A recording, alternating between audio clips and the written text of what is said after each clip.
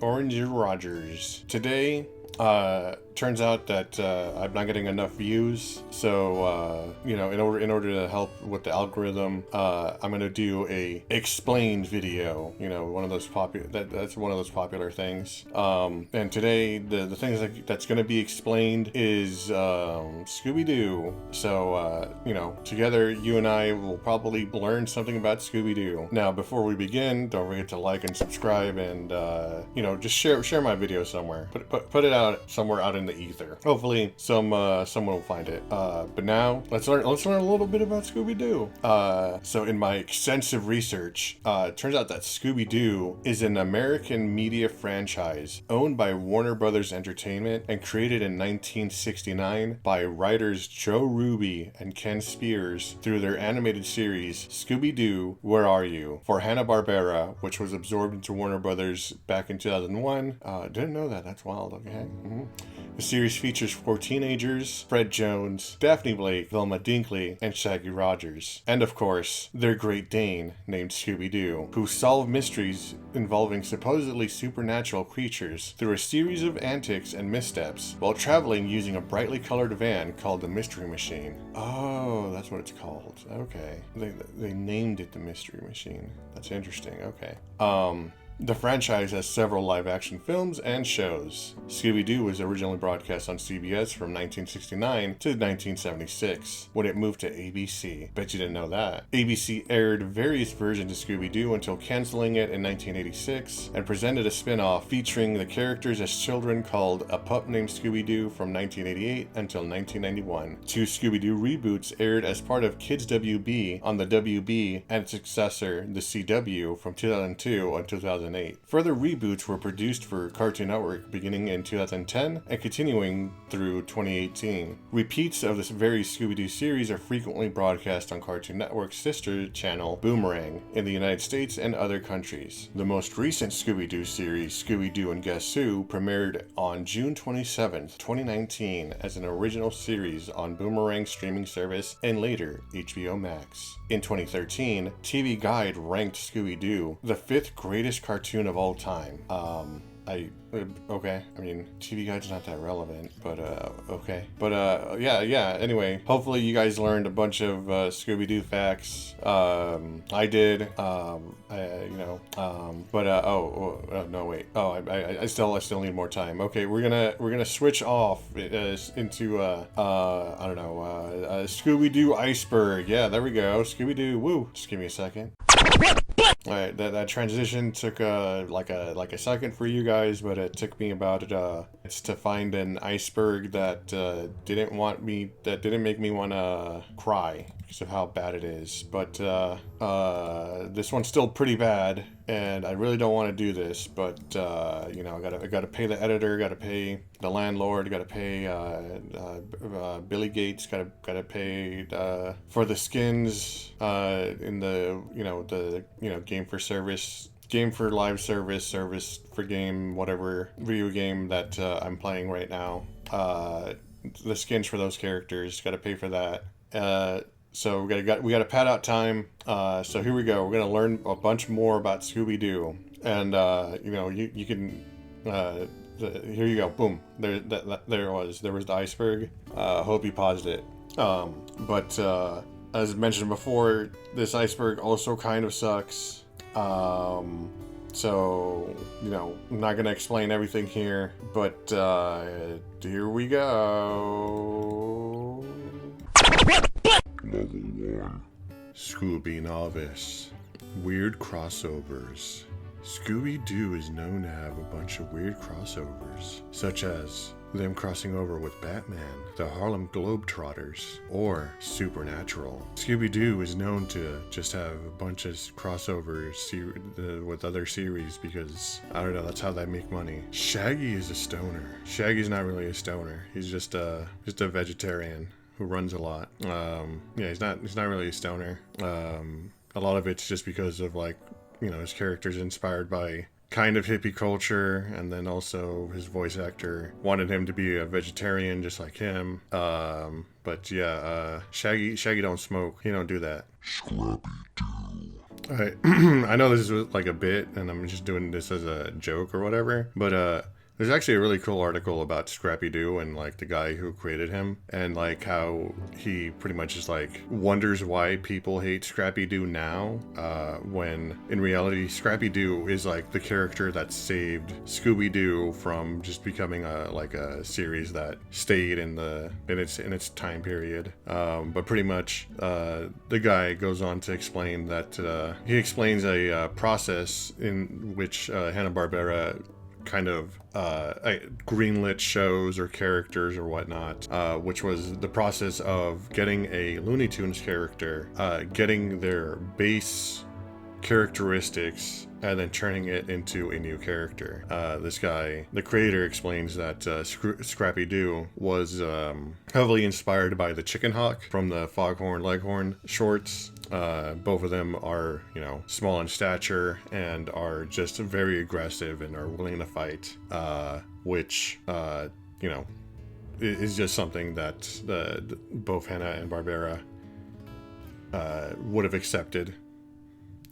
He goes on to explain like how other characters such as Captain Caveman was heavily inspired by Yosemite Sam, and how just the voice itself, you can sort of hear how those two characters overlap. But a very interesting article. If I do manage to find it, it will be in the description. Otherwise, Scrappy Doo is not an original character, and also saved the series. Scooby clones. So you can't really call it a clone when the exact same production company is just making the same thing over and over again. But Hanna-Barbera, these guys were businessmen, not animators. Or, I mean, they were animators at one point, but they never understood what made things popular. So they ran with the formula of, if it ain't broke, don't fix it.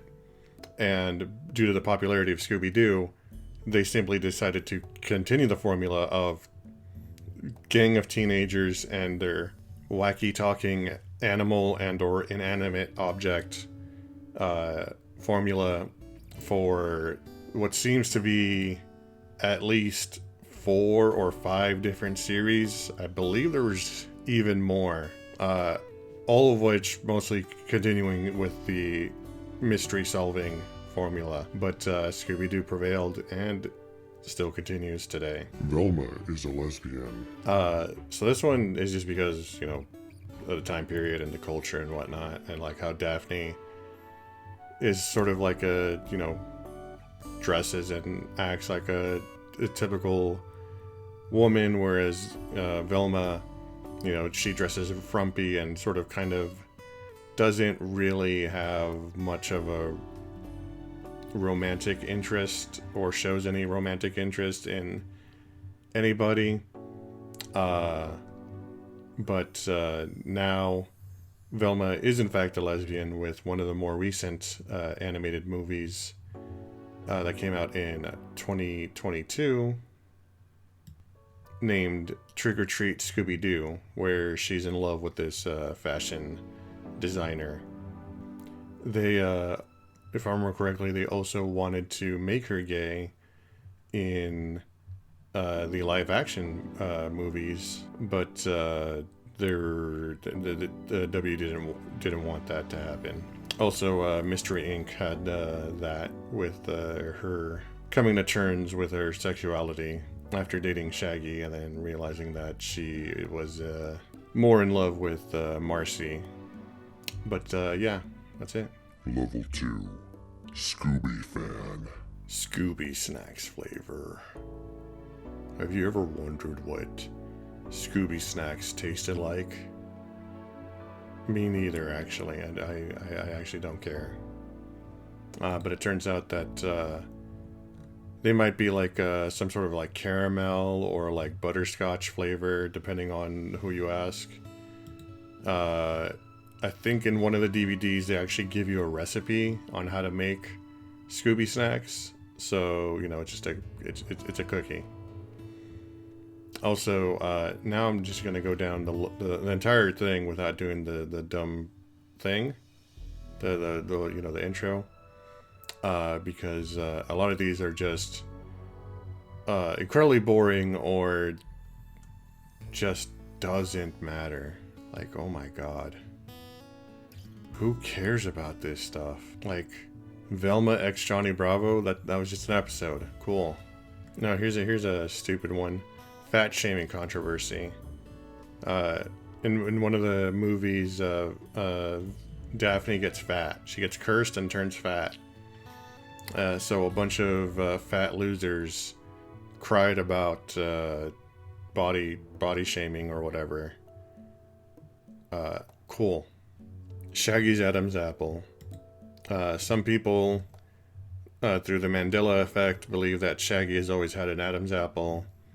Turns out that's not true.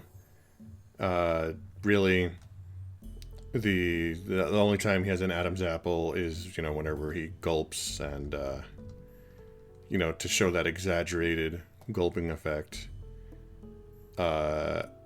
Unless you watch Be Cool Scooby-Doo, where he actually just has that permanently on him at all times. Confederate sympathy.